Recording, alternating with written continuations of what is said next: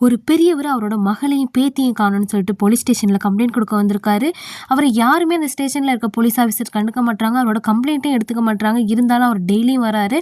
அப்போ தான் அந்த ஸ்டேஷனுக்கு புதுசாக ஒரு சப் இன்ஸ்பெக்டர் வராரு. அவர் இந்த பெரியவரையும் கவனிக்கிறாரு, அவரோட கேஸையும் எடுத்து பார்க்கலாமேன்னு பார்க்குறாரு.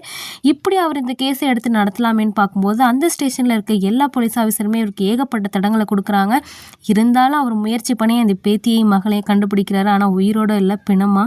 அந்த 2 பொண்ணுங்களோட பாடியை போஸ்ட்மார்ட்டம் ரிப்போர்ட் பண்ண டாக்டரும் இந்த பொண்ணுங்க இறந்ததுக்கு அப்புறமும் இந்த பொண்ணு நிறைய சீரழிச்சிருக்காங்க, ரேப் பண்ணி தான் கொலை பண்ணியிருக்காங்கிறத கண்டுபிடிச்சி சொல்கிறாரு. இவங்களுக்கு கிடைச்ச ஒரே ஒரு எவிடன்ஸு அந்த 2 பாடியில் ஒரே ஒரு பொண்ணோட கையில் மட்டும் ஒரு மனுஷனோட பல்தடம் இருக்கும். அந்த பல்தடத்தை எல்லா அக்யூஸ்டோட லிஸ்ட்டோடையும் மேட்ச் பண்ணி பார்க்குறாங்க. யார் கூடயுமே மேட்ச் ஆக மாட்டுது.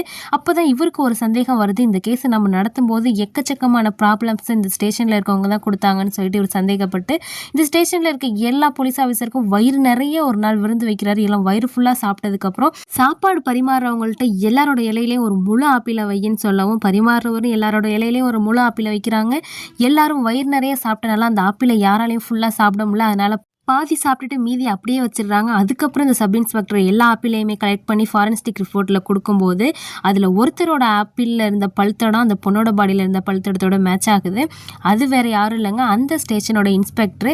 இருந்தாலும் அவருக்கு இருந்த நிறைய பலம், பதவி பலம், பணபலத்தை வச்சு அவர் இந்த கேஸ்லேருந்து வெளில வந்துட்டாலும் குற்றவாளி தண்டிக்கப்படணும்னு சொல்லிட்டு சப் இன்ஸ்பெக்டரை அவர் என்கவுண்டர் பண்ணிடுறாரு.